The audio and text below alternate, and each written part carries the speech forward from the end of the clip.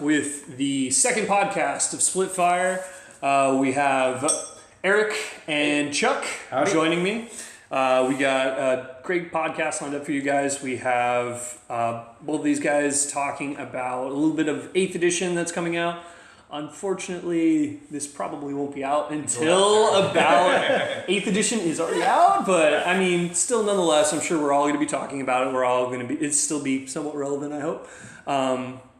We got also a little bit of feedback from myself. We're going to be talking about a little bit about the group that we have, South Austin Warhammer 40K, and how it's grown over time, and kind of the growing pains, and kind of the good and the bad that we've all experienced throughout the group. Mostly good. This group is hands down the best thing that I've been a part of. Yeah, honestly, just good problems to have. Yes, good problems to have for sure. And we'll take it from there. I mean, hopefully y'all have heard the first podcast that we did, possibly the test podcast with the admins that we've done. But I am Jacob, one of the admins on the site for the Facebook group, and I play Slaanesh, Emperor's Children. Boo. Yeah, no, you're the only one here, dude. Surrounded by heretics. Only one boo. Heretics. Only one boo. Anyway. If you want to hear more, I listened to the first podcast, but that's me. And here is... And this is Eric. If you've listened to the podcast, I've been on all of these as well. All of them. All one of the others. Count the first one as well. Okay, all right. Play mostly demons and Necrons and a little bit of Thousand Suns, and now the new proud papa of a Dark Eldar Harlequins army. So I get to learn 8th edition with that army. So that'll be a lot of fun. That's the plan. Yes. So, all right. And then joining us. Yes, our guest, our exalted guest. Oh, howdy everybody. This is Chuck. I'm here and there, down there, being so often at the South Austin store. Pretty rare for me to show up. I do live up pretty far north, but the guys have been very forthcoming with allowing me to come down there and play. It's a great group. We allow you? Yeah. I thought you invited him. That's why. Yeah, I got the secret invitation from Eric. I allowed it. Yeah. That's right. Nice. But I am an Imperial player. I play Ultramarines. You're not an Imperial player. Well, you are just an Ultramarines player. Yeah. I am a one-trick pony, I will admit. I do dabble in the Tau just a tad bit. But they are kind of... Are you saying that Ultramarines wasn't enough shooting for you? No. That you needed to actually dip into Tau? I didn't look at it as shooting. I looked at it as good and greater good. Yeah. Wow. Right. Wow. So I was like... Because at one point I was like, man, I should really get an evil army to kind of balance it out. But I was like, no, I can't do that. But yeah, I play Ultramarines. I started playing Warhammer in the mid-90s. Eric and I have been buddies. Since high school, we started playing Warhammer Fantasy Battles. A bunch of us that knew each other in high school played that. What, just as a reference for some of the people at home, what edition was that? Oh, Third edition? It was 3rd edition. I couldn't remember that, and so I looked back at it and talked to a few people. When we were in high school, we played 3rd edition. Yeah, it was a long time ago. We played a lot of Warhammer. Wait, was the 3rd edition the one with the Black Templar on the front of the rulebook? I think it was. Maybe. I'm trying to remember back. It's hard. It's weird. I've had too many drinks to ever remember that far back in my life. And we definitely played a lot more fantasy back then. Yeah. We dabbled in 40K back then. We played a lot of Warhammer Fantasy because that's what the main group of us played. Right. Eric actually played Dark Eldar back in the day. I did. So that's Wow. the weirdest thing is my first 40K army was Dark Eldar. Yeah. Like the Circle of Life. Now It it's comes back around. circling all back around. It's really weird. Yeah. Very cool. All right, so you play Ultramarines, you play Tau. What do you have any prospects for the 3rd army? I do. Really? Yeah. Of course. Ideally the thing is like I use my children as a way of saying like I need more armies because of course I only have 2 armies. I have 2 children, so I have to have an army to play. Sure. So I think at some point Tyranids is going to happen. Yeah. Really? Yeah. I don't see you as a bug guy. Well, Ultramarines and Tyranids are like, That's they always classic. butt heads, you know, like from a High cloud, Fleet, man, yeah. Leviathan, and all Yeah, that, blah, blah, blah, Leviathan. blah, whatever. Really? So like, you know, I love the models. Yeah. I think I'm going to have a really hard time painting a Horde army because I'm so meticulous. Yeah. But the models look so awesome, like I just can't don't know if I can pass it out. I don't know, man. It's when I started getting into this hobby, I kind of associated with how because I'm sure most people associate it the same way. How do you play video games when you play a console? Do you play fantasy? Do you play the tank? Do you play the healer? Do you play support? What do you do? And do you think that reflected your choices when you were growing up as a kid, like picking? That's interesting. Like what do you think? Like let's say you're playing a standard like D&D game. Who do you pick? Cleric, hands down. Every time. So He does. So that I think that's a big indication on why you're playing Ultramarines. That's kind of like the jack of all trades almost, and that's the same with the cleric, man. Yeah. I know with me, it's always been the barbarian. Same here. It's always been the barbarian. It's always been the brute force. Yeah. It's been up in the shit. It's either been barbarian, all out offensive, or tank. Yeah. And I think, I don't know, I've always played Chaos, and it's always been my first love, and that's why I'm still playing it. Yeah. But yeah, that's my jam, and that makes sense for you, man. Yeah. Man. Okay, so we're back. Okay, so we're gonna start off with a couple segments. our Mostly intro, just kind and of we'll talking go on about what we're looking into for in our 8th edition, some special things of our segments thoughts as it's about to be for released here in a Eric couple and days. Chuck. We're getting down to it, and I think one thing to note too is that I think among the three of us, really, like not any of us has really like gotten super deep into researching 8th. Like we're not. We look here and there, but we know we see stats and we see things, but we're not like I don't think any of us really know the rules really well. Well, okay, So- I know I haven't. Have any of you downloaded like the full rules? No. No. Okay, cool. So that's kind of the thing. That's so just as a primer. That's where we're at. But I think that's an interesting point Yeah. because, like, in a normal scenario, I would have downloaded everything. Yeah. But I think Really? But I think this is what's weird is I'm so excited for the new edition that I want it to be fresh. Exactly. Day Okay. one.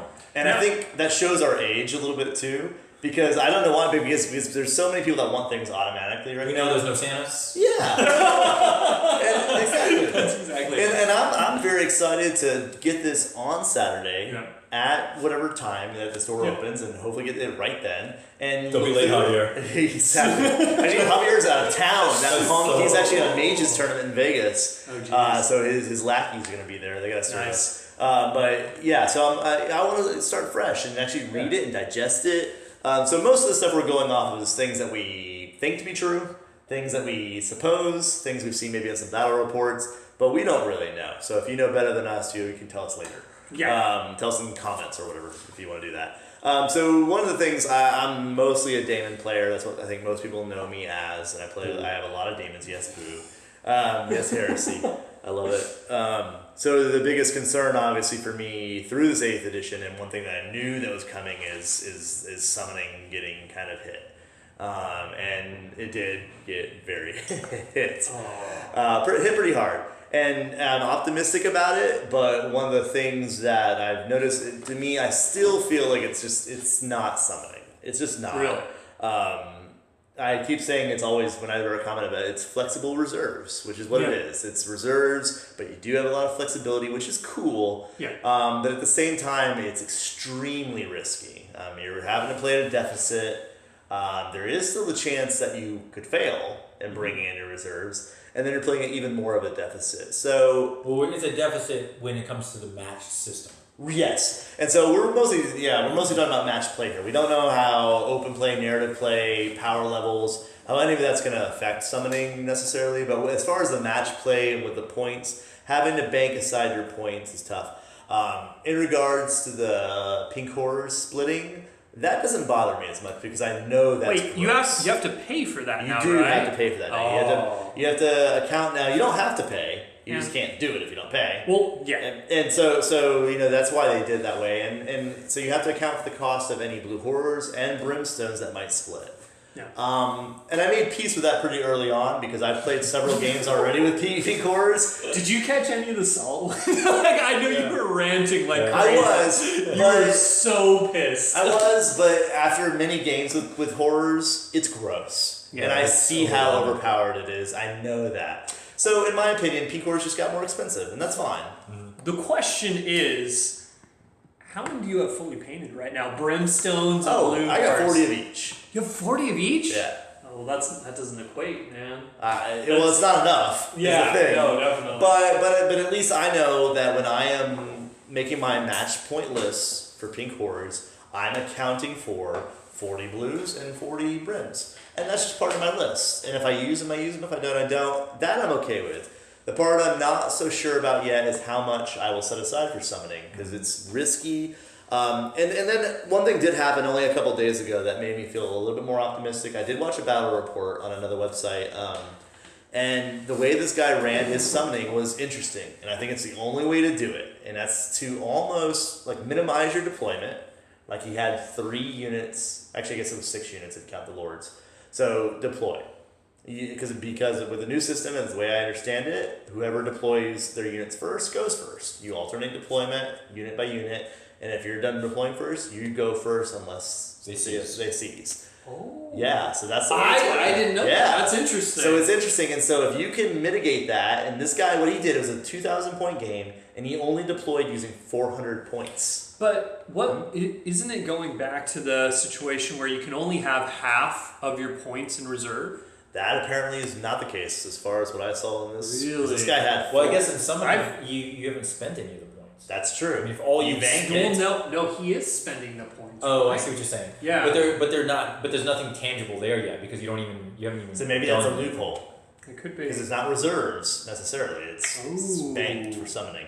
And that's a good question. And then so I don't know, but the way this guy did it was interesting. He had 3 units of cultists, 3 chaos lords, 400 points. His opponent, a Dark Eldar player, which is the other reason I watched the podcast, because it was interesting to see 2 armies I play.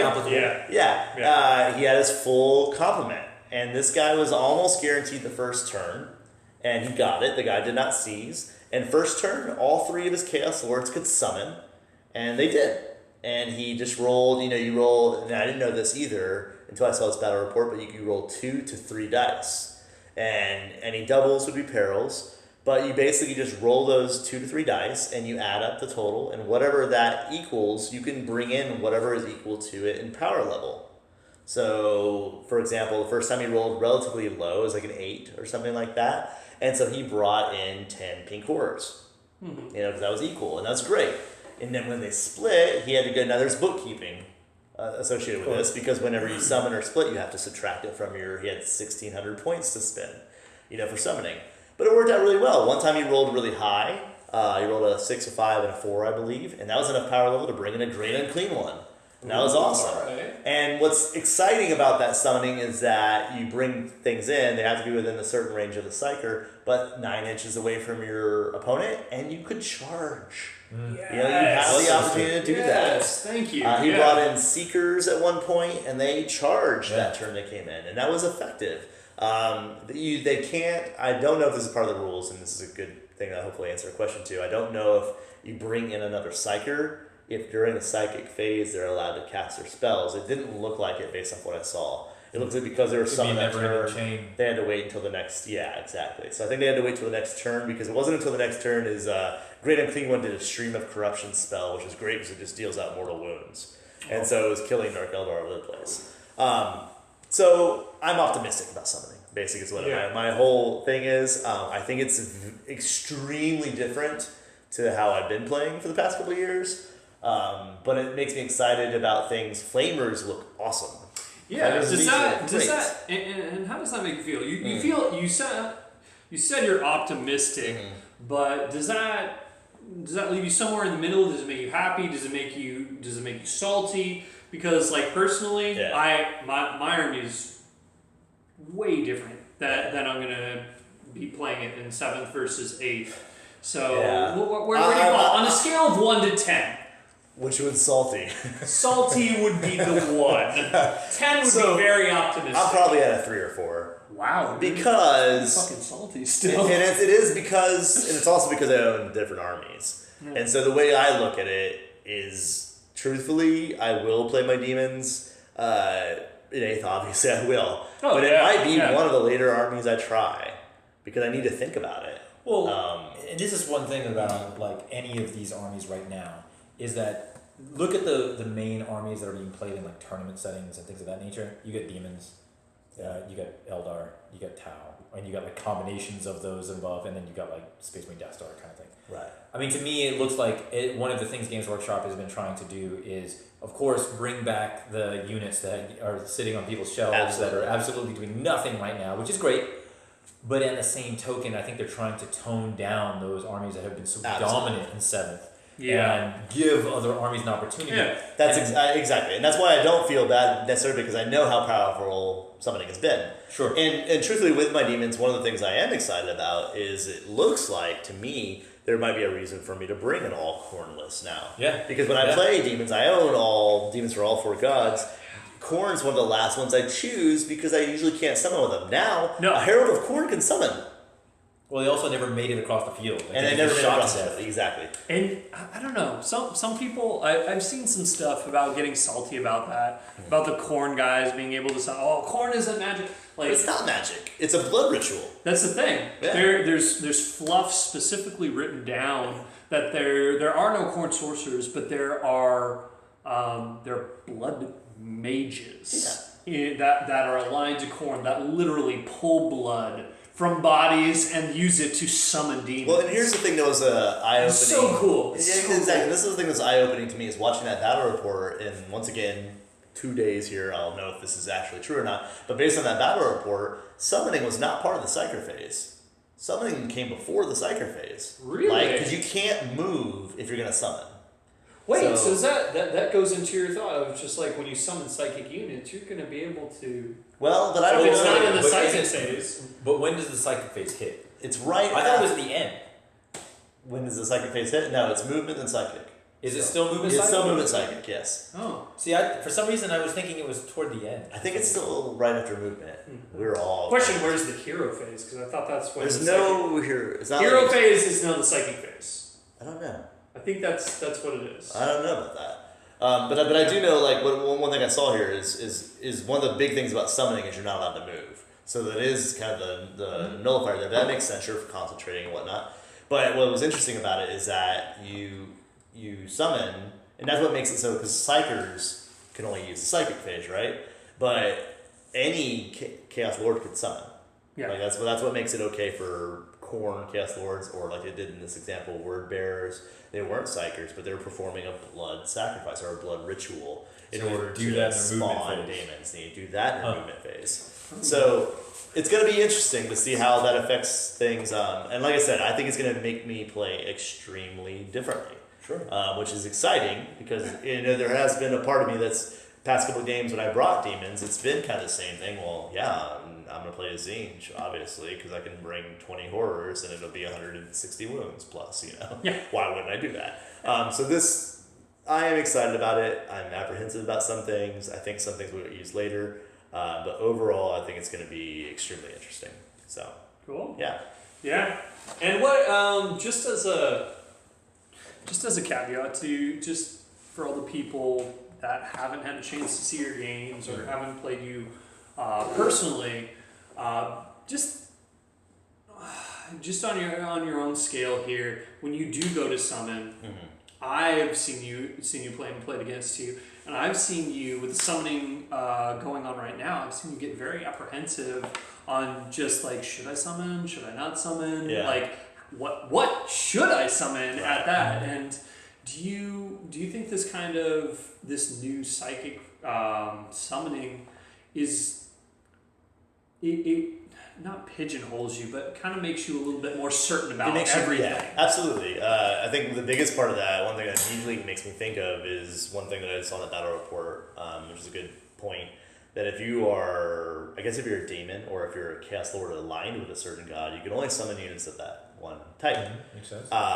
And that makes total sense fluff-wise. It doesn't make any sense for a Slaaneshi Herald to summon Khorne units, for example. Oh, yeah. But you could do it before. Whoops. Yeah. Yeah. So exactly. The warp, it is fickle. I think, yeah. So I think part of, you're talking about apprehensive before, that is part of it. Before, you have so much limitless variety in 7th, where you're sitting there like, okay, I can pick any of these 4 or 5 units. I don't know which one should I do.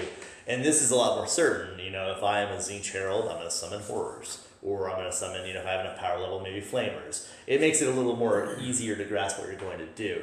Yeah, but you also had the situation with summoning. You had to throw so many dice at it. It's your it's Herald, a commitment, yeah. How many wounds did your Herald have? 2. Yeah. So I've seen him in specific, and I'm sure Chuck has too, in games where you're it's like, not worth it. all of my Heralds already have 1 wound. Right. What do I do? I just stop summoning? You just stop summoning. And so I think that's what's going to be nice is that now, plus these guys have more wounds. I mean, the basic Chaos Lord has 5 wounds. I do not remember what a Herald has, but it's more than 2. And so, you're a little less apprehensive to throw that dice. And plus, the best thing about the Psychic phase in general is every Psyker, or in this case Summoners, have the ability to cast a spell. They just each cast something. Right. So not batteries anymore. You're not batteries anymore, and so each one of them is able to do something. So you're not instead expending warp points or warp charge points or whatever like that. This guy could summon, that guy could summon, this guy could summon. You can spread it out a bit more. And it also, this thing really also lends to the fact that, like, Eric, you know me, like, I bring librarians. They suck unless you bring, like, Tigurius or you bring the, whatever it's called. Right. I don't know, maybe the Ultramarines suck, but I don't know. I bring a vanilla, I've never played with Tigurius. Ever. Really? Straight up librarian. Straight up librarian. Dies you know what he does? time. He dies every single time because I roll perils like nobody's business. But I say this to say, like, Eric's point of each librarian or psych or whatever you want to call him has his place because he can do something is ultimately great for both sides because, like, I would bring a librarian against Eric's Tzeentch army. He literally do nothing. Could never cast. I get 4 dice and Eric gets 17. Yes. You got that hood thing that right. y'all Don't have do anything. No, don't do anything. that you always forget? It muffles the gunfire. That's all it does. But that's a good point because you can stay out of the range for denying and get to cast your spells. Sure. And without impunity. And now I wouldn't be able to do anything about that. And that makes them invaluable. And plus just the fact that you can, like I said, you can just cast things and maybe you take a mortal wound, but you're not getting sucked into the warp anymore. Yeah, that shit happens all the time. So that alone is that is your brilliant. entire unit just And I think from the examples I've seen, every Psyker, Librarian, everything is going to be great because with all of them knowing Smite, I've seen in several battle reports now, Smite is no joke. No, Mortal Wounds is Mortal no Wounds joke. is great. And when you roll a 10 plus and you get D6 Mortal Wounds, like, it happens. Especially if you roll 3 dice. What's the difference between? I'm sorry. Yeah, I'm going to show the fact that I No. don't know anything. 8th edition noob here. Yeah, go ahead. Well, the difference between just standard wounds and mortal wounds. So, mortal wounds cannot be saved by any means whatsoever. You just take them. You take like them. a champ. No invulns, nothing. Yeah, and that's Damn. brutal. It's brutal. Yeah. And that's why things have so many more wounds now, number one. But, it makes a huge difference when you're talking about a model like, maybe it doesn't make a massive difference on a Land Raider that has quite a few wounds, but it could. It could. God, yeah. But if you're talking about... Bane Blade. Your Bane Blade alone. Yeah. I looked at that. And that was the first, thing that I saw that large was, model. does, 3d6, mortal wounds. Yeah. And it's, stupid amount of damage. But, even just the regular single mortal wounds, or if you roll that 10, you get D6 mortal wounds. There are things that have 6 wounds, and if you can instantly kill them with no saves, because there's enough invuln saves around in the game that I've seen so far. Those mortal wounds are going to be needed, and so if Smite, I think, is going to be powerful. You know what? One thing though that Games Workshop did really well with Smite though is that it hits the closest enemy unit. Yes. You don't get to choose. You don't get to pick. Ooh, It hits the really? closest enemy Yeah. unit. So you can't snipe. So but the thing is one of the things that we harped on back in 7th was movement was kind of a byproduct because most people just set up a firing line and there was not enough terrain, which is where all the conversations about line of sight blocking terrain showed up. Is that people just set up this giant wall of guns and just shoot the other person to death, right? Yeah. And that's a lot of what 7th was. But now, even with this Smite, I need to position myself where if I want to get those mortal wounds on something that's very vulnerable, I got to get in the right position to make them the closest instead model. of hitting that. But that also probably is going to put me into harm's way because my opponent's not going to oh yeah, I'll just throw this out here. He's almost dead. Why not? No, I'm going to try to protect it. So it's very cool kind of dynamic that they have set up there with I think a lot of things I've seen coming up with 8th are much more tactically minded. Yeah. Like, there's a lot of things that seem much more, you have to actually position and move and think about things now, and that's extreme. For all the things that maybe we're lamenting or maybe we don't think are as good necessarily or we're not sure about yet, there are too many things I think, that actually is going to make me think now. And I have to actually move and position myself in a way that's going to be beneficial instead of, like you said, just setting up in your deployment zone and shooting 48 inches across the table. Which is boring. Which is boring.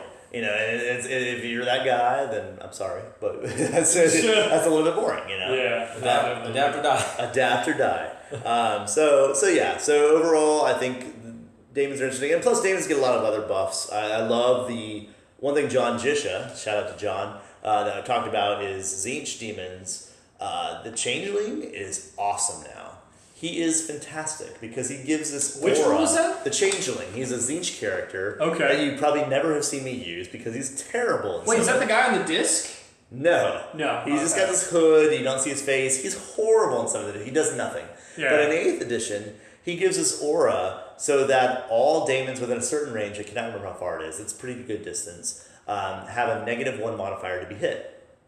So if you're rolling to hit my pink cores and my changelings in that distance, it's a -1 for you to hit them. That's instantly great. Yeah. And then he himself gets it as well. All Tzeentch demons have a 4-up invuln instead of a 5.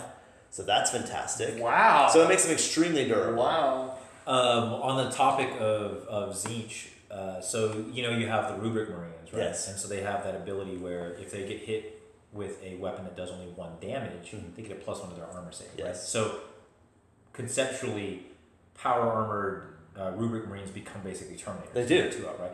But think about it this way: the Tzeentch Terminators have the same rule. So literally, a bolt gun with no modifier can't hurt them. They get a 1-up save. I don't think it'd ever be a 1-up though. It says it gives them but so why would they get the rule? Why would they even give them the rule if it didn't do anything? Yeah. It gives them a 1+ save. That's true. I do think, I'm curious because I know Age of Sigmar has this and we've talked about this in other small groups about, and hopefully this isn't the overall case, but at least with Age of Sigmar there is the rule of 1s. See, I haven't heard that though. And so I haven't heard that with 40k, but I'm guessing since so much of this following that 1s always fail, I'm guessing that is true. I would think so. I would think, right? But I haven't heard That's it. That's good. I did not think of that. I did not know that before. So that in itself is an awesome rule for the. I mean, it's super for the rubrics cool. alone. It's great. Yeah. I mean, it's super cool. Rule. Yeah. So that and just talk. There's a few more things on other demons before we move on. Just obviously Nurgle is great. If you play Nurgle and you love Nurgle demons, you know what a pain it is to have to pay for Feel No Pain. And now they're all disgustingly resilient. Every one of them.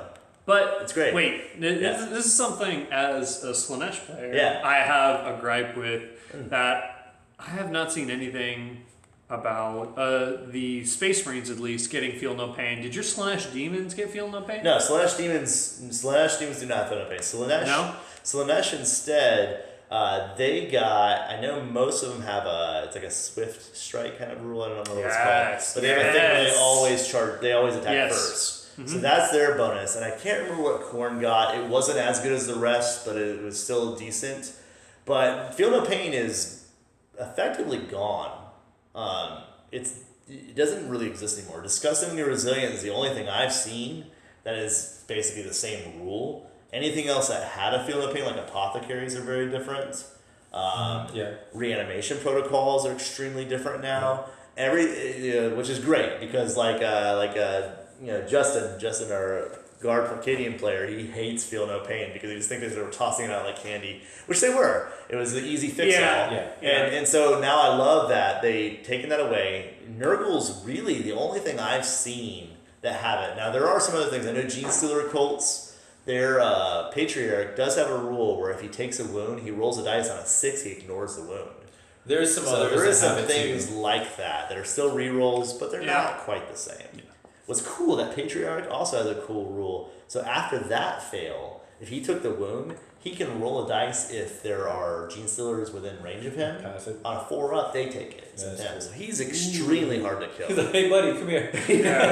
Got something to tell you. Yeah, exactly. You see that flashlight down there? That's right. Take one for the team, man. Come on. So that's basically it about demons. Once again, apprehensive at best, but also very optimistic and looking forward to trying some stuff out on Saturday. Very cool. Awesome. Hey everybody, this is Chuck. We're going to move into the next segment. We're going to be talking about vehicles in 8th edition. So being the Ultramarine player that I am, I have a bajillion different types of armored vehicles. If you've ever played me, you've probably seen me bring a lot of armor. I'm very excited, of course, because of the changes to 8th edition and the way vehicles are. Every vehicle is basically way more resilient than it has been. You're not going to really worry about getting one-shotted by a single las cannon anymore unless you are a pretty puny vehicle, which is still a potential. So like I say, a Sentinel probably could be taken out. Well, people, you got to be getting hit by a lot of right, but I mean, stuff. if you're a Rhino, you're going to need to take a couple big hits before you go down, which is nice. You know, the fact that you're not cowering behind everything to not be able to do what you're supposed to do is great. You know, I love the fact that they have simplified the rules. There's no more armor value. Everything just has a strength and toughness value to it. And how many wounds does a Rhino have? Do we know offhand? 10. Is it 10 now? 10 wounds. That's toughness 7, respectable. I believe. It's Toughness 10. It's 7. pretty good. And so 3-up save. like I say, someone's gonna have to shoot a lot of their force at that Rhino if they want to kill turn 1. I mean, that's the thing about transports, right? They're going to do what they need to do. They're going to get to where they need to get. The opponent's going to really have to focus a lot of attention on that transport if they want to get rid of it. Yeah. It's still very possible. Focus fire is still a very real thing. But if they're shooting that much at your Rhino, Then they're not shooting at other things, right? Exactly. And so it's an exciting time for vehicles. I hope for the reemergence of dreadnoughts. Yes. You know, great. It was funny watching a battle report recently. I watched Orcs. I think it was Frontline Gaming. It was Orcs against Ultramarines, and this dreadnought ran up and just got completely demolished by a mob of boys. Just overran. I mean, again, remember, anything can wound anything in this game. Yeah. And so this game is all about volume of dice. You get enough dice, you're going to have a higher chance of success. But well, is that the case because now boys are hitting on a 4 instead of a 5 now?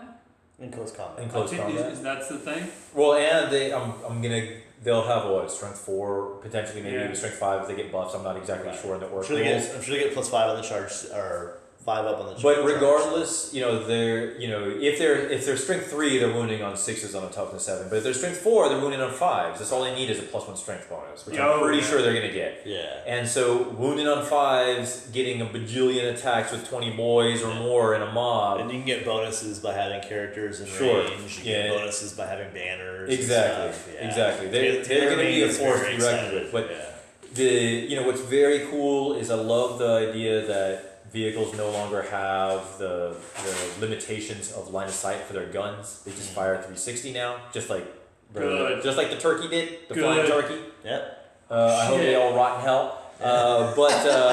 Dude, I love my flying turkey. I don't think the turkey's going to be as good. It isn't. I don't think it is. They toned the Bale Flamer down. Well, he can't hit as many models underneath him, but he's much more stout. Yeah, for sure. That's the thing. The issue with the Helldrake is that he would kill a lot of things, maybe turn 1, but then usually he'd get blasted to pieces. See, I disagree with that though, because he had armor 12 on the front and side. Yeah. That's pretty good for a flyer. It is good. In my experience, if people wanted to kill him, they could. It happened more often than not. He would kill things, but he wouldn't be invulnerable. And now I feel like he's going to stick around for a while. He is. And he's a Daemon engine. They automatically regenerate a wound every turn. Right. That is way That's cool. awesome. Way cool. Yes. And he's not going to cover as many guys with his template as many as he What did template? before. Exactly. Yeah. So he's going to get a lot of hits still. So I think isn't it only D6? Now it's only D6 unless the unit is larger than 10. I believe when you're hitting with anything that used to be a flamer or a blast, I think the rule generally is, and it says it on the weapons, I believe, if the unit is comprised of like X amount of models, you'll get multipliers. Oh. I believe that's the case from what I've seen. Is maybe if you have 20 or 30 in a mob, you maybe get 2d6, and so your chances are greater to hit more if there's more in the unit, which makes sense. But but there's still you could roll those double ones, right? But that's the same thing with at least with a blast template that you can just totally scatter and miss. At least this time, unless you don't roll your ballistic, you're getting at least one. You're getting one. You get at least one. You're not going to scatter off the damn unit anymore. Now templates across the game, I think, got a bit of a nerf, but. No, I think blast markers in general did get a little. I think templates better. I think better. I think way large better. blast got nerfed the most. Large blast got nerfed. Yeah. And I don't know. I think templates got nerfed a bit because I know, for example, Taylor Maine, if you're ever listening, the last game in which we played, which was complete bullshit, by the way. We played a really big game, and we were both so salty by turn 3 because we both had bullshit rules. I de-blasted his Stampa. And he had these burner boys, 10 burner boys in a battle wagon, and he did the same template and only covered 3 of my Zangor, the template, but he did it 10 times. He got 30 hits. Yeah. That's bullshit. Well, you won't be able to really get that. Now each one of them will get D6, and so maybe if you roll high enough, but that I'm willing to take. That template covering 3 of my Zangors, I was like, okay. Let me just take the Zangors off. But getting back to vehicles. So I mean, as I was saying, vehicles are going to be way more resilient than they used to be. But at the same time, I think vehicles aren't going to be as prevalent as they were. They're more expensive. You look at, say, a Rhino, it was 35 points. Now it's 70 points when you're looking at the points system. Now, when you're looking at the power level, it's only a 4, which is interesting, right? But what's interesting also is the fact that, like, I no longer have squadrons. So I've spent a lot of money. Now, again, when codexes come out, that may be something that comes back later. But I'm not going to be running 3 Vindicators anymore. Like, I'll be running 1, which 1 is way more resilient. That's the thing. Are you sure you can't bring more than 1? You could, but it's gonna take up a different slot. Like from what I've seen, like when I looked at the Tyranid list and it said like Carnifexes cost X points, you can choose 1 to 3 in the unit. Yeah. It doesn't do that for Vindicators. It's just 1, and you pay X 102 points or whatever the points cost is. And so like that is a very big difference. But it's also it's nice though in a certain way because when you and I play, Eric, we like to cram the board with as much terrain as possible. That's true. And being a shooty army, that's not an advantage for me. That's a disadvantage for me. It just looks cool. But because I like to play with a lot of vehicles, it becomes very, very limiting as to where I can deploy, where I can move, and those types of things. When I have 1 Vindicator versus 3, much easier. The world is my oyster. Yeah. I move wherever the hell I want. Yeah. Oh, really? So like that is a nice thing about it, and I'm not worried about my Vindicator getting shot off the table in one shot. Yeah. Like I'm not worried about that single las cannon hanging out somewhere. Refreshing. And so that's great, and it's going to be a whole brave new world when it comes to vehicles. But I do feel like you're going to see less than. You're not going to have 6 wave serpents coming at you. You might have 2. Yeah. Well, that being said, I mean, and I've played your Ultramarines once or twice before.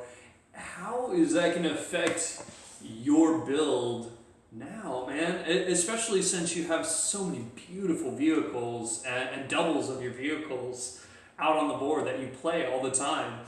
Are you going to actually kind of invest and try to get more 10-man squads of Space Marines out there now? Or what direction are you going to go? That's, I'm glad you brought that up because one of my favorite units that I never play because they sucked so bad in 7th were Devastator squads. Oh, yeah. The fact that I can now move and only get a -1 modifier instead of snap firing, That's a godsend. And target different units. Right. Oh, so God. I could potentially take, a las cannon, a plasma cannon, a multi-melta, and a missile launcher. Shoot them at 5 different things. Shoot it wherever the hell I want. And that's great. And I never played them before because there was such a prevalence of AP3 weaponry. And I'm calling you out again, Death Turkey. Yeah. You fly across the board, you flame my guys, they're dead. I have nothing to do. Yeah. I can do nothing Those about it. expensive heavy weapons are gone. Right, and they're just pointless. I love the idea of being able to take a Devastator squad and march them up the field and slowly gain ground and try to push the enemy back. That's why I have 2 Havoc squads now. Right. I made them because I was they're going to be a real thing. Wait, what did you kit them out with? Oh, so just if this is money saving time with Eric Cannon, if you want to and you have just 5 Marines lying around, buy a Devastator squad for Space Marines. Use all the bits and those 5 Marines. I bought a Devastator squad. I had 5 guys from the Burning of Prospero set, and I just used all the weapons except for the ones that Chaos doesn't have access to. I didn't use grab or anything like that. And I made 2 5-man Havoc squads. And done. I got 2 las, 2 melta, 2 plasma, 2 heavy bolter. Done. How fantastic are heavy bolters now? Heavy bolters are great. Oh yeah. Volume of dice. That's it. Volume of dice. That's it. Yeah. Talking. That's the thing is it's the right strength. It has only a -1 modifier, but you make someone roll enough dice, they're gonna fail. And what we've seen, there's a lack of rerolls. Yeah. So generally speaking, you mess up that roll, that fail is gonna be a fail. Okay. There's not I roll my save, I roll my feel no pain. And to Chuck's point, that strength 5 is important because what we've seen, at least with the new table, strength 6 is kind of crap because where 6 versus 3 or 6 versus 4 would wound on 2s in the past edition, now it's on 3s. Yeah. So 5s is good. Strength 6 and 7 is kind of like the middle child of weapon damage. Yeah. Either you're going to be at a 5 where you're wounded 4 and less on 3s, or you're going to be an 8 where you're wounded on 2s, and then the 6 and 7 is basically almost ideally the same thing. You know what I mean? And generally those types of weapons, unless you're, say Tau or something like that have some off kind of weapons that are higher strength, 5 is really the sweet spot. It is, and I think there are some exceptions though. I mean, plasma obviously being 7, I think it has a much greater negative to save. And -3 or something like that. And I know, for example, Eldar with their Shuriken catapults, I think. I think they're strength 6, but I think they do have a pretty cool rule where if you roll a 6 to hit, or 6 to wound maybe, it does a -3 modifier instead of a 0. That's like a higher rend. Higher rend, which is nice. But at the same time, basically speaking, strength 6 versus strength 5. Negligible. And if you get 3 dice versus 1.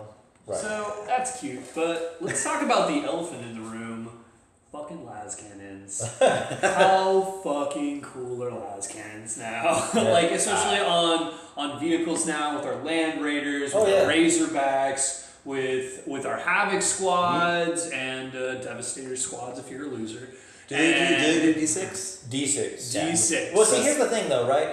So las cannons are the real deal, right?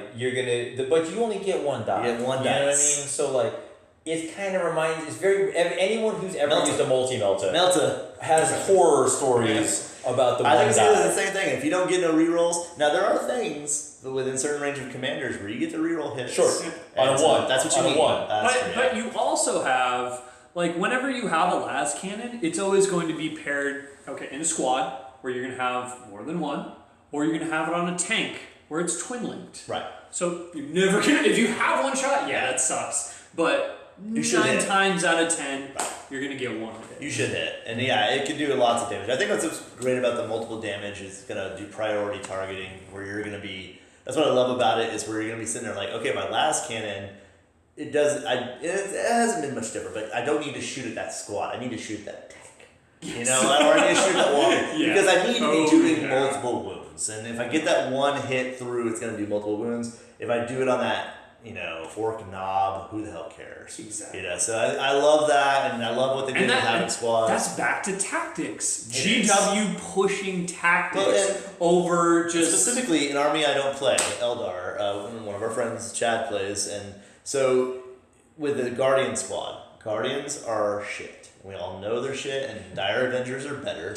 Because that's so crippling to Eldar, right? I mean, but they are pretty bad, and one of the reasons they're bad is because you can have a heavy weapons platform, and a heavy weapons platform is good, but it's one gun, and your other guys have 12-inch guns. So what good are they?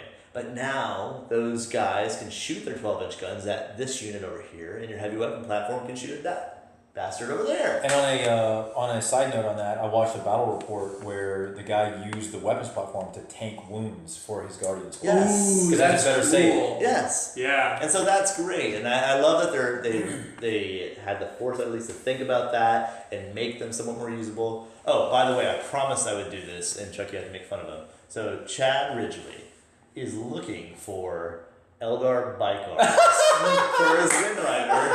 So, new Eldar player, if anyone has any spare Wind Rider biker arms, this poor guy can't find any. So if you have extras lying around, please let me know. Oh, that's funny. Shameless Chad. Shameless Chad. But yeah, you know, it's funny you bring up the las cannon thing, and this kind of segues into the Predator, right? So there's all this talk about Predators coming back because they've been so worthless because, again, one-shotting off the table, you know, and so like I've seen a lot of battle reports, people are using the Annihilator, right? It's 4 las cannons. Brutal. Anti-armor, just brutal, just wrecking things. I'm really a big fan of the autocannon. The autocannon stats are pretty insane. So it's 2d3 shots. Now granted, it's only strength 7 versus 9, but it has a -1 modifier, but it does 3 wounds it just does 3 damage. flat. 3 damage flat. that's not bad. That's pretty damn good. So if you get if say you happen to get 6 shots off, Right. and you wounded all of them, you're talking 18 wounds. 18 wounds. Yeah. And do you either of you know? I don't really know if I understand this works, but I think it's how it works in Age of Sigmar. So if something does damage 3, you take the save first, and if you fail the save, do you just take 3 damage, or do you have to take 3 saves? No, if you get like say the disgustingly resilient, Yes. you roll a die for each of those final So wounds. it's only if you have the reroll. Right. But so you're initially you That just makes make a sense. save One and fail, die. and you take 3 wounds. Right, or the D6 or whatever. That's disgusting. Yeah. That's great. Yeah, I love the idea of static amounts of wounds because the prevalence of rolling ones, as we all know, like the curse shows up and it shows up bad. Right. And, you know? Yeah. But at the same time, that's where the stratagems come in, right? The command points. Command So, points. like- I watched a couple battle reports already, and I saw command points get eaten up like candy. Yep. And there was one, they weren't even to turn 3. Dude had 5 command points and he had 1 left. But I think that's the way to do it, though. Yeah. If you don't spend your Just command hurry. points by, You're probably by done. turn 4, you're probably, done. You know, so Because like it's a dice roll. And Yeah. you're going to roll low occasionally, and sometimes at inopportune times, Yeah. and you need to use those command points. That's why you have them. And that's why I love also what they're doing with command points, where when you bring that fluffy army, when you bring that whatever, you get extra command points. Mm-hmm. You know, by just bringing a certain detachment, you're usually going to get 2 to 3, I think, depending on what it is. And if you bring something that meets another requirement, you get an extra 2 command points. Yeah. I mean, they're rerolls. Or what I love too is for morale checks, you know, you can use 2 to automatically pass a morale check. yeah. So when you know you just got killed and you got 2 dudes left in combat, you want to keep them stuck in, use those 2 command points. That's wonderful. That is So great. Yeah. I'm very excited about that. Yeah. Vehicles, yeah. Yeah, vehicles. I mean, They're awesome. I think the final thing that I want to say about vehicles, though, in general, is that they are much scarier now. Yeah. It's very exciting to see them because they're going to be so much tougher. But on both sides of the board, when you see them, it's a scary thing. Yeah. Like, you're going to have to throw a lot of effort at a Land Raider to get Yes. a lot. Can you imagine now? I mean, especially like you're facing down a Chaos Land Raider with your Ultramarines. It's already halfway up the table.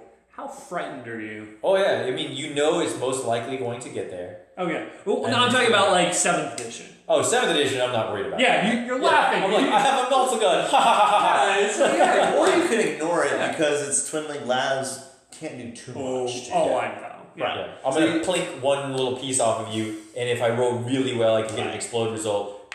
Most likely not. Yeah. So, but yeah, now they're terrifying. They're tons of wounds. And isn't it like 20 wounds now? It's only I think it's 18. 18. I think 18 wounds, but it has a close. 2-up save. 2 of 7. Yeah. Oh. So and something else. So like, what's the real deal is when you look at Land Raiders, right? So you got your flavors. You got your God Hammer, who's gonna have the really hard hitting weapons. You got your Redeemer, who's got the Flamers, and you got the Crusader. The Crusader is the real deal. Think about it, right? That's 24. If you're in short range, if you're within 12, that's 24 bolt gun shots, not including the assault cannons. Yep. So you're gonna be throwing down like 36 dice. Not just that, man. Storm Ravens now. Yeah. Storm Ravens with their twin links up there, man. Oh. They're gonna be brutal. But that's also why they're power level 19. right, You know they're what I mean? high power level. So like, what's Well, funny and is flyers are generally easier to hit now. True. There's Only no a minus snapshot one. anymore, so it's Only just a minus minus one. one. And other flyers, flying monstrous creatures can charge flyers. No, not just that. That's wonderful. Who's fucking stoked about jump packs? Oh, being yeah. able to assault actual flyers. Can they? I did not know can. that. That's That's like, wonderful. They have the fly rule. Oh yeah, if exactly. you have the fly rule, you're good. Yeah. Big question for both of you guys. Yeah. Have both of you guys played the video game Space Marine? I have not. I have You have not. not? No. I'm so sorry. I am You so would think sorry. being as an ultimate, I know, right? I know, right? But there's a specific scene, especially in the opening credits, where you're actually you're the Ultramarines and you're dropping down from orbit. So you're taking the Thunderhawk and you're jumping out. And as you're jumping out, you see all of your brethren ships going by, and you see Storm Boys literally flying at full speed next to the ships, trying to dig in and destroy shit. And you see them just kind of look at you and like snap a few shots, and you're sniping them as you're literally deep striking into battle. That's awesome. And it's the best thing, and it's so cinematic, and I can't wait for, to see all the jump pack units pulling their weight. Yeah. Because I think the last edition they've been completely neglected with the fact that I know me when I was playing Imperial Fist. I just love the way Jump Marines look. Oh yeah, they look awesome. Yeah, they look great. So I brought them in, and 9 times out of 10, it's just like if I deep strike them, they're not going to be able to assault first turn, and then they're going to just get shot off the board. If I run them up the board, by the time I get within charging range, I got 3 left. Right. The only thing they were good for is dropping double flamers and hopefully kill some easy target, and then they die. Yeah. Or double melta. Or double melter. Yeah. And other than that, they were worthless. And so, like, I do agree. I'm very excited about how That's interesting because I wonder. So the fly. Speaking of the fly keyword, Yeah. because there's a lot of stuff going with the fly keyword. I don't know exactly what all it entails, but if the fly keyword means that you can attack other flyers in close combat, there's a lot of things, and especially with jumps. So, for example, Flamers of Zeech. Typically, they're in some of them, they're jump. Yeah. So yeah. I'm assuming they have the fly rule. Yeah. So that will be something. I know one thing that I talked to Brandon Landon about with Dark Eldar is Hellions, who were complete shit in 7th. They're just stupid. Now they have the fly keyword. And they're on these little discs. They can, a squad of like 10, you can have like 20 in a squad. They could jump up on that Storm Raven or whatever. When they do a wound, they do 2 damage. So each one of those guys is doing 2 damage now. So they're not nothing anymore. Right. You know, and that's what's exciting is I think they're taking, speaking to an earlier point, they're taking a lot of things that were complete crap. I mean, complete crap. Like Changeling in Tzeentch was complete crap. Complete crap character, terrible. Usable now. Valid. Like, has a point in the game. And so I think a lot of things do that. And vehicles, like we said, like, I'm excited for, with Dark Eldar, especially Raiders and Venoms, they're paper mache. Yeah. And now they're not. And Wait, which are the ones with the little like Green Goblin like gliders? those are the Hellions. Those are the Hellions. Yeah. Okay, Yeah. gotcha. And they used to be terrible. And now, they're not great still, but they have a purpose now. They can attack with their flyers. Oh yeah. And Venoms were paper mache in the past. Yes, they had their little invuln save, but 2 wounds and no armor, they get blasted apart, open topped. But now they're not going to get blasted one turn. With regards to vehicles, something that I think that's going to be overlooked so much up front because it's going to be so new is the degradation. Like trying to remember. Yeah. So your stuff has been taking so many wounds where it starts losing stats. I've played a little bit of Age of Sigmar, and I think that's one of the most complicated things about it. It's just something to remember that you're not going to remember. It's something to remember that your movement suffers. A lot of times your weapon Attacks, ballistic skill, your attacks suffer. Yeah. So those kind of things, and also just on kind of off topic, how many wound counters are we going to need? A lot, right? All right, everybody's gonna have to break out their D&D dice and break out the D20s. Go buy your D20s or your D8s from Mage's Sanctum. Your local store, because you're gonna need all of them. Yeah, think about the Titans. Yeah. If a Stompa's got 40, you're gonna need like 100-sided die. Yes. Yeah. We can bring in 100-sided dice finally. But I think that's going to be an interesting thing, is keeping track of all those wounds, because a lot of things are going to have 10 plus wounds. That's going to be a lot of upkeep, and the damage chart, while it's fun, I love it. I think it's great, incredibly very fluffy. But it's going to be a lot of upkeep, and that's on the players to keep up with that. I mean, it's the curse of 7th, is that there was so many rules to try to keep up with, rules buried in rules buried in rules, that it's just too much to remember. Now, ideally, as we all have heard, things have been streamlined, and we're yet to see until we actually get into the nitty-gritty and play. But this is one of those things where, I had no upfront it's going to be something new that's going to be overlooked. It's going to be different. Yeah. I'm hoping what they did with Age of Sigmar 2 is they made little hard cardstock data cards for units in your codex. Those are great because you set them down by your table, you space them out, and you can see, because flipping through a book's fine, but it's nice to actually be able to lay them out and with what you're specifically using to help you remember those things. Because a lot of times that's going to go by the wayside. Now, I think from what I've seen, the things that degrade are only the very big vehicles. Usually bigger ones. So I can guarantee, I don't know, I'm going to take the other devil's advocate. Sure. And I don't think it's going to be that hard. Honestly, it's way easier than trying to remember Perils of the Warp table or Mysterious Objective table. Sure. It's going to be one of those things was, how many wounds does that thing have? Right. Holy fuck. I'm going to remember that for the rest of the game. And I'm never going to forget the fact that guy has 20 wounds, 18 wounds, 40 wounds for a Stompa. Right. And I'm going to ask my opponent every time, is it getting weaker yet? Yeah.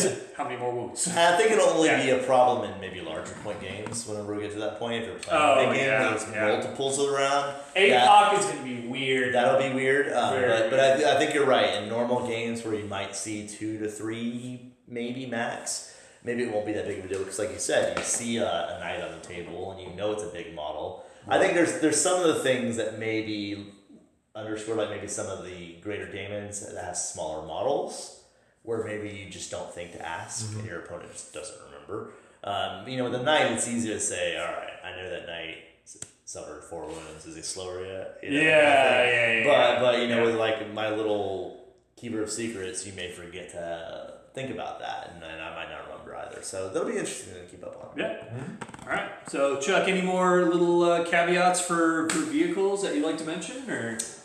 Look out for the Rhino Rush. Rhino Rush. The real thing again. Yes, right here. I have fucking 5 ready to go. There's gonna be a bunch of them getting into close combat to tie you up. Yep. God, yes. Whole lot of metal boxes coming your way. I feel like it's gonna be bumper cars, like straight up bumper cars on this table of 40K that we're playing, just like rhinos versus rhinos. After all the guys are just that's right, charging rhinos. That'll be fun. God damn, yeah. But all right, so that'll end that segment.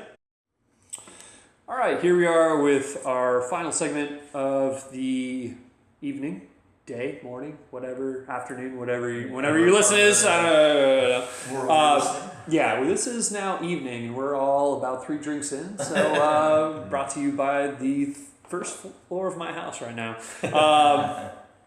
and Maker's Mark. Tip of the hat. I'm going to go ahead and talk to you guys about just kind of the day in the life of an admin, which me and Eric are both admins. We also have Chris. We also have Phil, who's also an admin. Between the 4 of us, with the powers combined, we can summon Captain Planet. We can summon Captain Planet. But that's just like with the way the group is moving so fast. I just like to bring to light just what exactly is going down with everything, and for people that aren't a part of South Austin Warhammer 40K, hopefully this kind of sheds some light on your community and possible situations that you might run into or maybe you're not aware of, and maybe if you're trying to start up a group yourself, this is stuff to kind of give you a heads up. So anyway, we're South Austin Warhammer 40K. That's our Facebook page. That's what we've called ourselves for the last 2 years or so, since I have joined. Same with Eric. We talked about this on the last podcast. It's flourished super quick, especially with the opportunity of 8th bringing in new players. We've had a ton of new players come into our shop at Mage's Sanctum to start playing. It's absolutely fantastic. With more players, it seems like, and the rise of social media, it has risen, but it's that is our main avenue to get new people is through the Facebook page, and we try to cultivate this idea of the most friendly, welcoming area where you can express absolutely anything, no matter what your paint skills are, how new you are to the game, if you're a veteran, whatever. We have absolutely everybody, and I'm so fucking proud of absolutely everybody in our group, because we have veteran players, we have new players who have played in our group for from as short as a few weeks to years now. And I think our best example is my last opponent who I played, Justin, who plays guard. He just joined probably maybe 3 months ago now, and he already feels like he's been part of this group. He knows what's going on, and he has the spirit of the group. Oh, that sounds weird.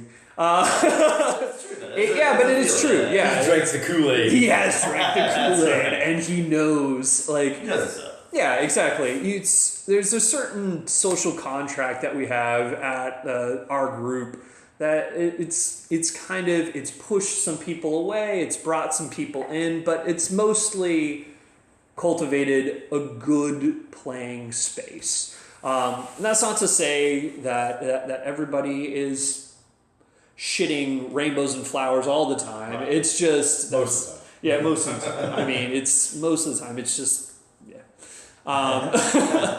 but I mean, everybody here is honestly, I would like to say, somebody who I'd like to go have a beer with. Right. And I think you guys would say the same, right? Yeah. Absolutely. So, just huge shout out to absolutely everybody who's had a chance to actually come into Mages, play a game, or sit down and talk with us, watch a game, poke around at models, no big deal, or actually taking the jump and showing up every Tuesday night. That's absolutely fantastic. With the growth of players, it's super cool to have now. I think our biggest night we had 10 games. Yeah, we had 10 games going at once. Yeah. And for everybody who hasn't been inside of Mage's Sanctum, it's a pretty big shop. Yeah. And to get 10 games going, 20 people playing, that's a lot of man sweat. Yeah. And some lady sweat. Some lady sweat in there too. Angie has been there a while. But Angie's been there. Alex's girlfriend, Adrian is the sweetest person I've ever met. Very nice. All of them good players. Everybody that's in there, everybody got along. Everybody rubs asses and elbows, and it's no big deal. Yeah. But anyway, it fills my heart with joy to see such a thriving group.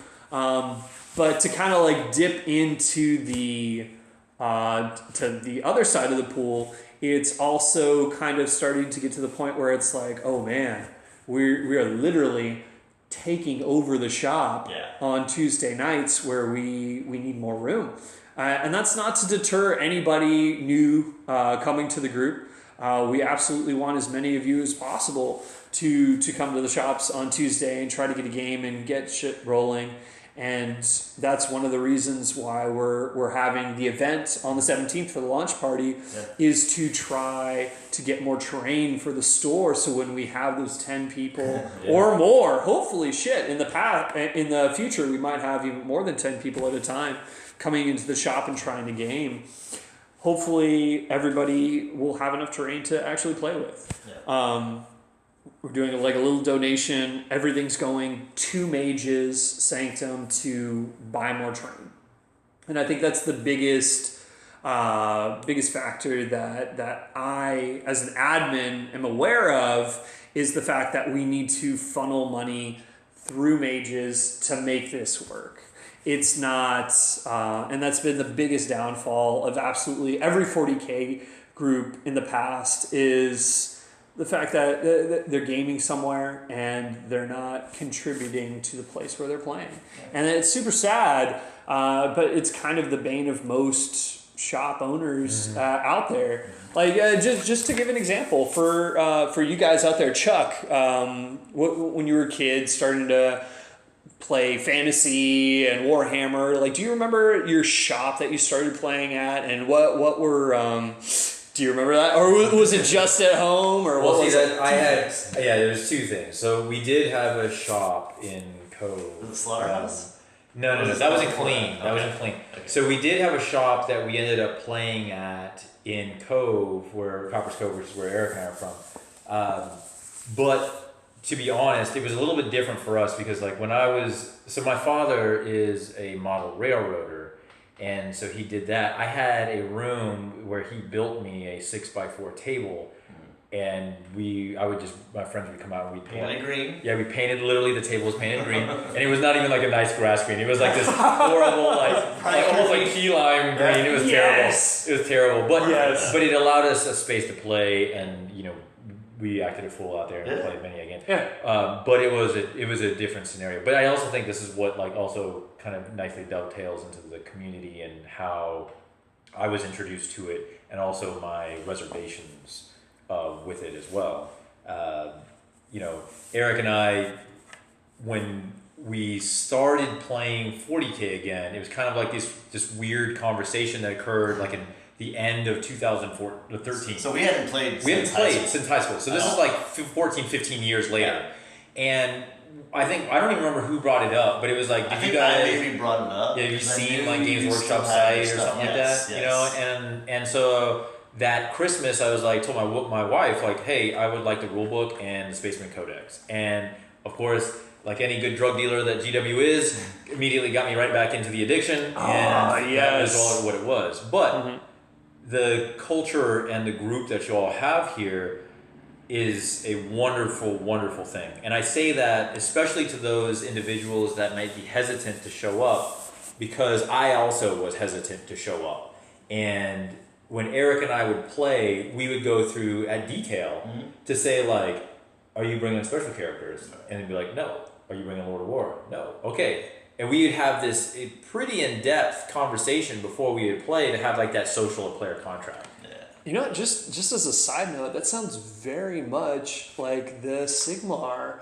Like, throw your stuff on the table and build your list right in front of your opponent. Just like, what are you bringing? I'm going to bring this. Okay, I'm going to bring this. And that's I hate to say it. It's kind of like power level, dude. It's funny you say that because when I saw the first data card that had power level, and then when they released the little article about power level, I was very anti-power level. I was just like, this is ridiculous. And there's so much abuse that can be, taken with using power level, which there is. But I think the point of it is that for a new player, power level is great because I don't know shit about the game. I bought a box of stuff, I put it together, and I put this big fist on this guy because it looks cool. I don't even know what it does, but I just put it on the guy because it looks cool. You know what? I can play with that. You know how much it cost me?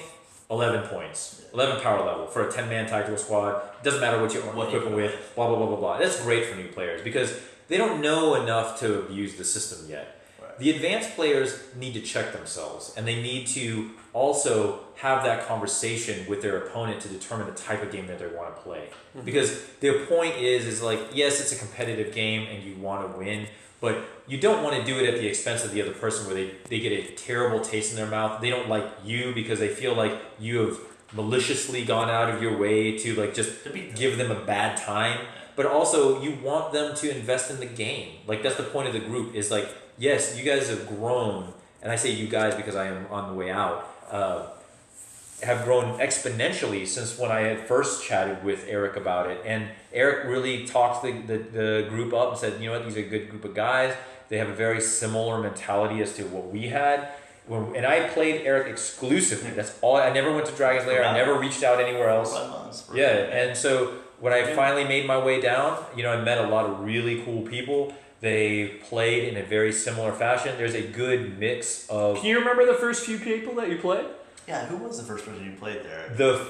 So when I played in the league, or whatever we call it, I played Jacob first. I was supposed to play Scott, and it was an unfortunate series of events because from all indications, I had heard, I never met Scott, but I had heard Scott liked to play pretty powerful lists. I didn't know much about Jacob. I had heard that you were more of a fluffy player, and so when we met up, our lists weren't really meant to meet. Oh, yeah. That's right. It wasn't the most ideal. I brought a pretty hard list, and like it was, and that with no intent because my opponent that I was supposed to be playing, I knew would be bringing a pretty competitive list, and so it didn't work out the way that it was planned, and it was just because of schedule conflicts. But. And you beat the crap out of Jacob. I did. I did. And that's the only game we've ever played. Yeah, you're right. And so, like, I owe Jacob another good fluffy game because I talk a lot of shit about his Slaanesh. Yeah, you've never played my Slaanesh? I've never played him, so I'll be happy to at some point. Yeah. But the thing that was very refreshing to me is that, and I've said this in posts on our Facebook group as well. Everyone that has ever played this type of game or D&D or any type of social game, it is all about the people you play with. Those are who make and break the game. If you play with people who are a stick in the mud, who have horrible tempers and so on and so on and so on, they make it not fun for you, and vice versa.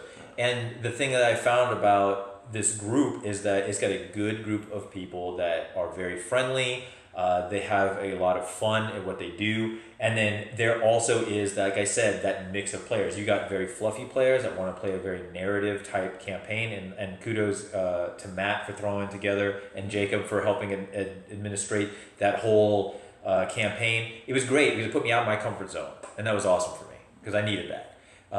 There's also a very good mix of competitive players. So like in that league, I ended up, my 4 opponents ended up being Jacob, Scott, Noah, and then finally Lucas at the end. Mm-hmm. And there was some uber competitive lists that we were throwing around at each other. But like to give the example for when I played my game against Noah, we had a long conversation. Like, hey, he literally asked me like, how hard do you want to go? I was like, don't hold any punches.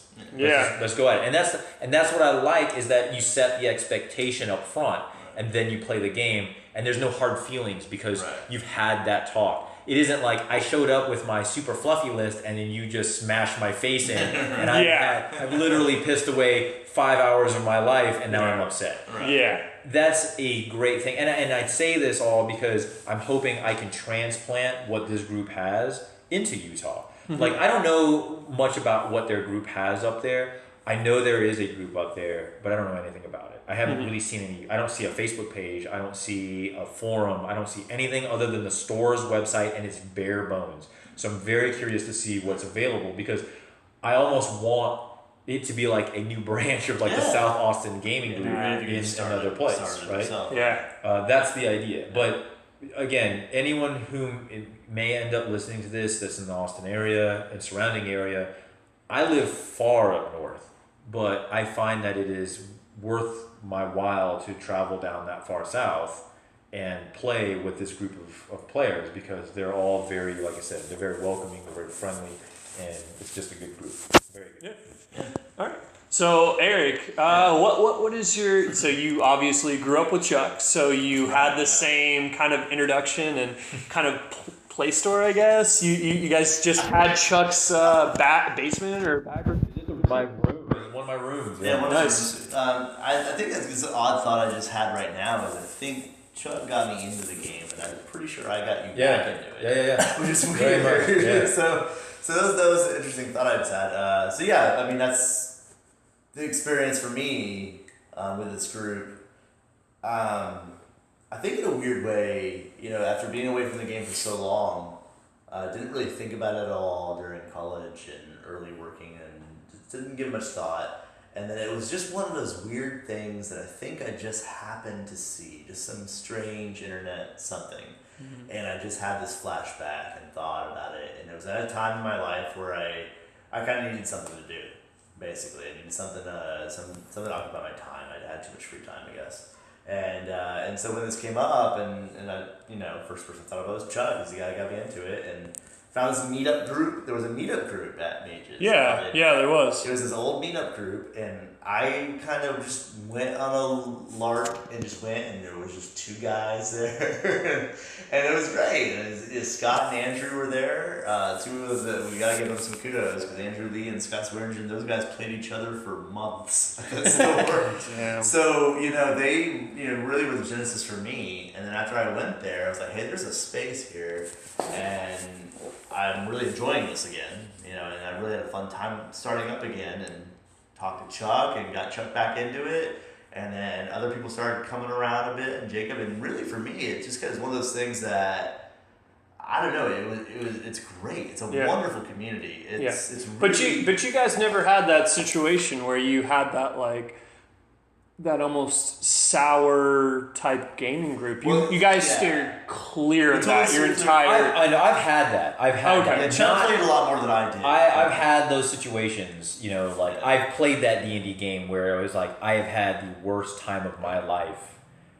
I shouldn't say worst time of my life. I had a pretty terrible time. Yeah. And I was like, I never want to do this ever again. Yeah. I do not want to put myself into this scenario ever again, because it was just so painful. And I was like... And I've heard about those stories, right. and I've avoided those a lot. Yeah. And I understand people that avoid those a lot. And I think that's the weirdest thing with this game. That this game in particular, it's a social event. It's not really... Yes, it's competitive to a degree, and you want to win, and you feel really good when you win. But really, it's a gathering. It's you getting together, hopefully with more than just one person if you're in a group, and you're just really having fun with models and miniatures in an army that you've invested time and money into, that you want to play out. I think what actually joins this group as a whole, that makes us all the same type of gamer, is those flourishes that happen in Warhammer, when you get your commander into combat who shouldn't win and goes toe to toe, and he may lose, but you know what? He goes out in a flurry of blows, and I think that's something really cool in our group in particular, that has people like Steve. We have Steve in our group who's absolutely fantastic and fluffy with his one of the most committed chaos space. Oh god, yeah, dude, he is chaos through and through, and much props to Steve for doing that. But he's gotten into some situations, more than a few actually, where I've seen him go, fuck it, I'm gonna make a 12-inch charge. I don't care. Yeah. And if it happens, it happens. If it doesn't, that's chaos. I'm okay. Yeah, that's right. And at times when he makes it, it's fantastic. Yeah. Oh yeah, absolutely. So it's. I think that's again that's what holds our group together. Is yes, it's great when you win, but those small victories are what make personally me happy. And I think we have the space at Mages to where we're not kind of pushed down to like, oh, be quiet or do this or do that. And God bless Mage's Sanctum for letting us have the opportunity to, when something crazy happens, we fucking cheer, we shout, we clink beers, we do whatever. We're stoked when that happens. So I think that's a big part of our community, and that's why I love it, honestly.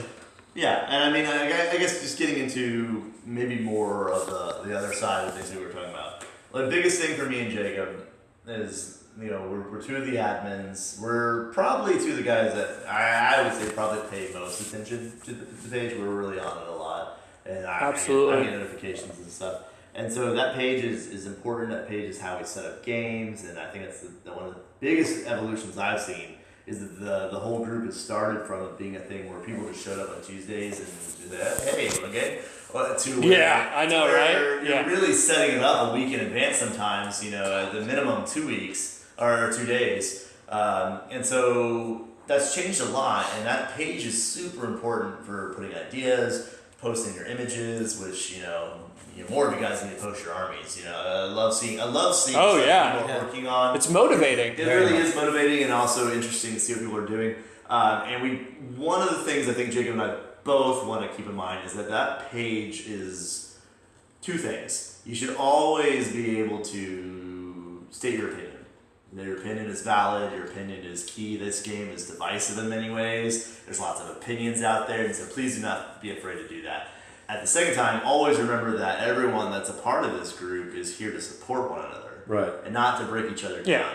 And like I led to before, like we have absolutely every gamer from every walk There's every of life. type of gamer in our group, and so just remembering that too, because there might be some guy who brings about some concept or idea that he has, and you might think that that's completely non-competitive and will never win in a game, but that guy may not care. I mean, for example, I bought mandrakes for Dark Eldar for the love of God.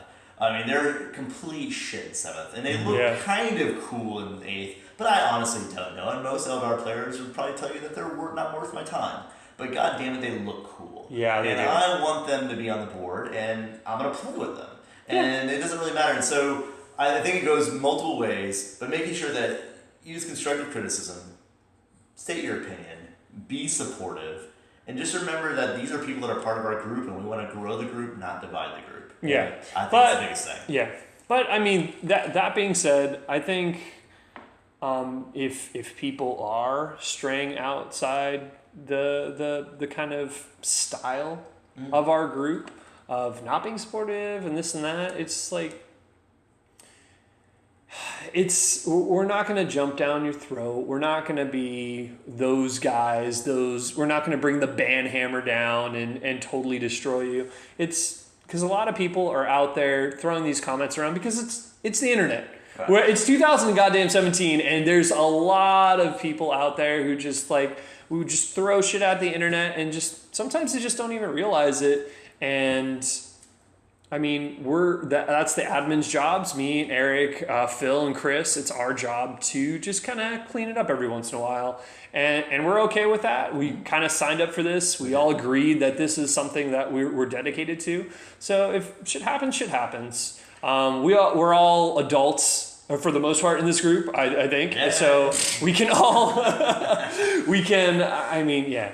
Just to throw a pin on that. Just the biggest thing, like, yes, Jake and I both signed up for this, and all the admins did. But at the same time, I will say, if anyone has an issue with any person specifically, talk it out with that person. At least attempt to do that. I don't think it. No, I don't even think so. Okay. Just because it's kind of one of those things where it's already on the internet, and odds are they're already having that conversation back and forth, and they probably need somebody.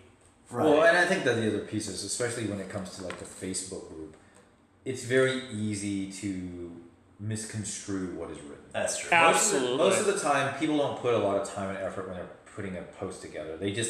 Their fingers are going and then they hit send. And that's absolutely. It. And so it's very easy to take offense to something that is written that wasn't meant to be offensive. Yeah. And so I know personally I'm very, anal retentive about like what I'm writing, because you'll see I'll edit a lot of my posts because I see a misspelling or something like that. But just keep that in mind. You know what I mean? Like, again, I think Eric hit the nail on the head. I love the fact that the group is supportive. You know what? You got brand new players in. They have never painted a model in their life, but they're happy to throw it up on the page because they know people will give them kudos just for painting. Because shit, all y'all should be painting right now as it is. You know you should be. You got stuff coming out Saturday. Chuck, when was the last time you painted? I'm moving now. So my shit is bad. Believe me. I have one of my Land Raiders that is sitting in my garage. Every day I walk out into the garage and look at it and I'm like, damn, I should be painting you right now. You're going to be so badass in here in a couple days. But no, it just ain't happening. But yeah, and that's great, especially the fact that you've seen new members put stuff up on the page and say, hey guys, what can I do better?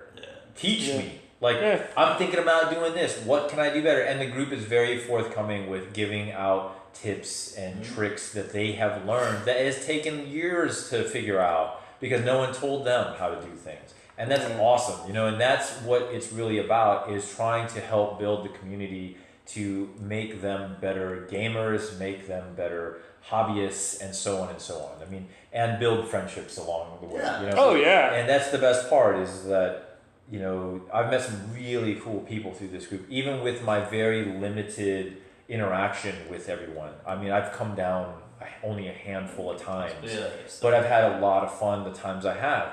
And so it's just a good group of people that you keep being optimistic and also keep building each other up, because that's really what it's about. Yeah, damn right. Yeah, I think that's that about says it all, really, for our group. I mean, we just super supportive, and honestly, just from my perspective, coming into this group, I've already talked about it plenty in the first podcast, but just to go to a deeper, more personal level, I moved here from out of state, and kind of coming to this shop and meeting the people that I have and attracting all these people through the Facebook page. Honestly, I work a 40+ hour job. I'm in a committed relationship. I got tons of responsibilities that I need to fulfill. Some of the other guys I know, like Chuck, yourself, you have the same situation where you also have kids on top of that. So you got limited time, but when you do, and you come down to the shop and you make time to kind of interact with those other people, those are friendships that you're building, man. Those are adult friendships that are like, man, if you're thinking about, I want something cool to do this week. I only got a little bit of time to kind of, between work and responsibilities, to like have a good time. I know Eric, I know Justin, I know Taylor, Travis, everybody. I know I'm going to have a part of my week where it's just going to be me and so-and-so, and we're going to have a fucking blast, no matter what. If I lose, if I win, doesn't matter. And I want to thank absolutely everybody that is a regular attendant, and maybe the possible people that are thinking about coming and that will come in the future to Mage's Sanctum to join Warhammer, South Austin Warhammer 40K group. To play with us and join our events and everything. Speaking of which, we are holding an event on the 17th, which hopefully we'll have this out by the 17th. I might have this out. Today is Thursday, 15th. It's going to be tough. Yeah, I'll try my best, but no promises. On the 17th, we're having a launch party. If this is after that, blah, blah, blah. We are doing all of our admins are actually taking responsibility, along with John as well, responsibility for taking events and running with them. I know the one that I'm probably going to take a hold of is the next Bit Swap. If y'all have been to the last one, we had it at ABGB, and the brewery here in South Austin. And it was fucking fantastic. It's great. Yeah, we had probably maybe 25. It was like 15 to 20 people for sure. Yeah, 15, 20 people, maybe even, because people cycled in and out too. Okay, yeah. Yeah, so we had a ton of people literally just bring their box of bits and people trading. Beer and eat, Dude, we had beers, food. People were swapping whole models, parts of models. Doesn't matter. Antonio, you got some crazy stuff. Antonio, and guy's got everything. Antonio's got what we like to call a problem. Yeah. Antonio, you have way too much shit. And we all know you have way more on your shelf at home. Yeah, we've only seen a fraction. Exactly. Funny story, man. He was one of the first people that I met in the South Austin group. Is like he was hawking some of his old Land Raiders, and I was like, Land Raiders? I'll take a Land Raider. But anyway, yeah, that's what I'm gonna do.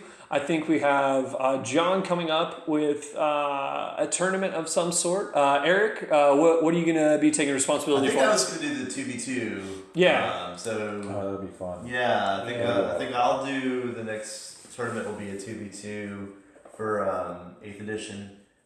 Probably, we'll shoot for the next couple of weeks here, to be honest. I mean, get it while it's hot. Probably in, let's say 3 or 4 weeks, something like that. Yeah, that sounds right. While it's still kind of fresh and when we get a grasp of our armies. And I think, Jake and I have been talking about it a little bit. I think one of the fun things to do will maybe be a situation we'll play maybe even power levels. I think would be interesting. And also where we can do a thing where we can match up your partners. We'll do the same tournament style where you get 3 games in that day, and we'll play a small, maybe 50 power level aside, or per player. And that way you get matched up with your partner, you put together 50 power level, partner to partner, and you talk about it before each match. Mm-hmm. That way you're not sitting with a set list. So I think that'd be fun. So you can change it each game too. Yeah. So you can bring a lot more stuff than what you have for that initial game. And our team matches usually aren't crazy competitive either. Yeah. Yeah, if it compared to our last one. What's fun about the 2v2s, what I love about them the way we did them last time was you get a lot of odd matches, just interesting matchups. Like you might be that Marine player and you get partnered up with the Orcs and you just make it work. And maybe you complain to your Inquisitor later, but besides that, it makes your skin crawl. But it's a lot of fun. It creates a lot of interesting scenarios, and it allows a lot of the tension to be let off from a normal tournament setting. And we're also talking about having the unusual maybe prizes, not the first, second player, third player. Maybe have certain objectives that need to be met, or certain things need to happen that maybe even only the host knows what they are. Those will get the prizes. So it's not so much about just dominating your game. Instead, if you do something that's truly amazing, like make that 12-inch charge, or that's cool. Maybe you're that infantry model that kills a monstrous character. Did you make it to the last 2v2? That'll be cool. I did not. So the last 2v2 is great, and so I think this will be fun. I think with 8th will be more fun. I think power levels will make it nice and quick and casual and fun, and have a good way to have a fun tournament that everyone, regardless of your experience, because we're all even 2 weeks in are still gonna be total noobs at this. Yeah. So it'll be fun. Yeah. And that being said, for all of you literally jumping out of your seat, screaming, rabble, rabble, rabble, at the fact that we're talking about power level, we will also be, I'm 90% sure John is going to move forward with his tournament being a points level, and probably something a little bit more standard. It seems like 2,000 points is the new 1850. I'm sure it'll be pretty easy to fill out 2,000 points. Exactly. So it shouldn't be. This gaming group has, like I said, we have a little bit of everybody. You might not agree with power level, but I can only hope that you stay with the kind of flavor of this group and just kind of be all-encompassing and accept and just give something a shot, man.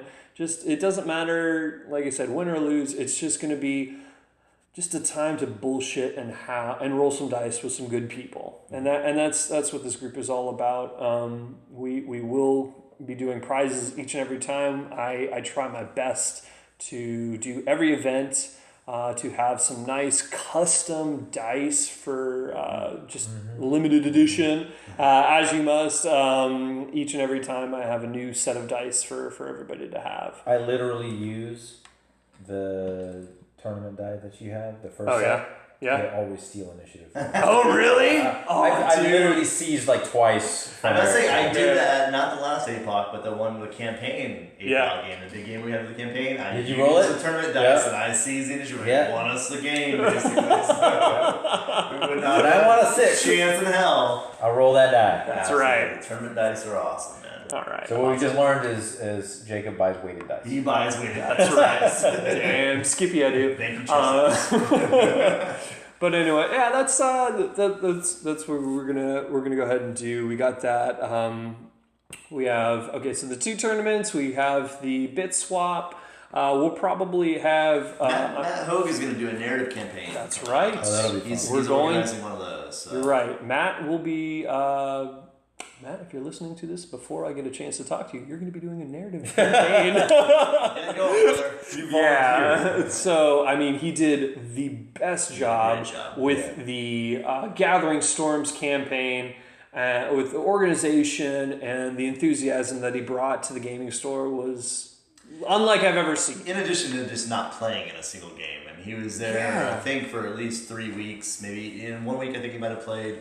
But most of the times when he came in for that campaign, he was there facilitating. Yeah. And I've done that before, and it's hard because you really want to play. And it's really hard to host, and that's why we do take turns when we host events and not play.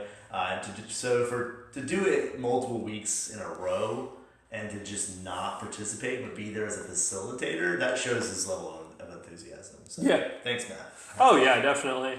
And the new campaign, I won't get into it too much, but it looks absolutely fucking fantastic. Yeah. With Cadia falling and the entire Warhammer just galaxy being literally cut in 2 and whole Space Marine chapters. I'm not sure where McCrag is on this, but literally you're cut off from the Astronomica and you're literally just open to the war. That's all right. Gilliman will take care of it. Gilliman will take care of it. You got Gilliman. Yeah. So Mortarian's going to come back, and then, a couple of the other loyalist brothers will come back and just stomp them back into the Eye of Terror. You're going to have your little stepbrother, Dorn. He'll come back. Yeah. Hopefully, get some Sanguinus action. That would be badass. Oh my Sanguinus God. ain't coming back. Oh my God. It's possible. It's going to be Dorn. Dorn's the most... Yeah, I agree. I do think it will probably. Dorn, and you have the Salamanders. I don't think Vulcan will come back yet. Vulcan? Yeah, I don't think so yet. I think it's going to be Dorn first. I will say I am looking forward to painting Mortarion. Mortarion looks awesome. Yeah, if he looks anything like what I think. I'll have to make sure I sell him, get him out of my house. But I don't know, man. I don't think you have it in you to actually paint that pus and you know what? You may surprise you. Yeah. I used to. So back in the day, in 40K, I only played flavors of Space Marines. I played Space Wolves for a small stint, and I also played Dark Angels. I still have a few Dark Angels models left. But when I played Warhammer Fantasy, I did play Chaos. Daemons was one of the armies that I had played. Really? And so I painted plenty of Plague Bearers and stuff like that. It's all hidden inside. It's all in there. Emperor, keep me strong. This guy's getting the box set with some Death Guard. I know, it's really bothering me too, because I really want to got paint some him. Death Guard. This guy. He's going to feel it. He got the rules and everything. You're going to be playing that shit. No doubt. Dude. So the question is, now that you're going to get this these Primaris Marines, what chapter are they? That's a great question, because Isn't there only one chapter? Yeah, Ultramarines, right? I know. Up front, I was like, clearly they're going to be blue. That was just what it was going to be. But I've seen pictures of a lot of the other ones. The Space Wolf ones look super cool. I like the Space Wolves a lot. The Blood Angels ones. There's so many chapters that look really cool. 90% probably going to be blue. Probably going to be Ultramarines. What? Chuck, you've painted so much blue. Well, and this is you use so much blue. I have used a lot of blue paint. This is my whole thing, and my whole love for 40K is just the sheer amount of sub-chapters, 3rd foundings, 4th foundings that are for the Space Marines. You have Howling Griffins. You have all these different Ultramarine chapters. True. like that they're even talking about the Primaris Marines, like we're going to bolster our ranks from chapters that have died. And there's plenty of no, and I agree with you 100%. Like that is an interesting thing, but the problem I have is like Games Workshop has not only thrown me a monkey wrench and said, hey, we got these new badass Space Marines coming out, and they got their own subset of dreadnoughts, vehicles, flyers. I mean the rumor mills. Yeah, there's this supposedly like this bastardized like Thunderhawk / something or other, but granted whether they make it or not. But anyways, I say all of that because not only do I want to have Primaris Space Marines, but because of the way they have constructed 8th, now I want to play Imperial Agents. I want to play Imperial Guard. I basically want to play everything. Yes. So that's what they have done to me is I'm going to be poor for the rest of my life is what they have done to me. Because now I have the option of putting together like, okay, I got a small Space Marine contingent and I got some guard. You know? Like I read the books, now I can do it. Oh yeah. And not that I couldn't in 7th. But still. But now I feel like it's more opportune time to do it. Yeah. And so thank you, Games Workshop.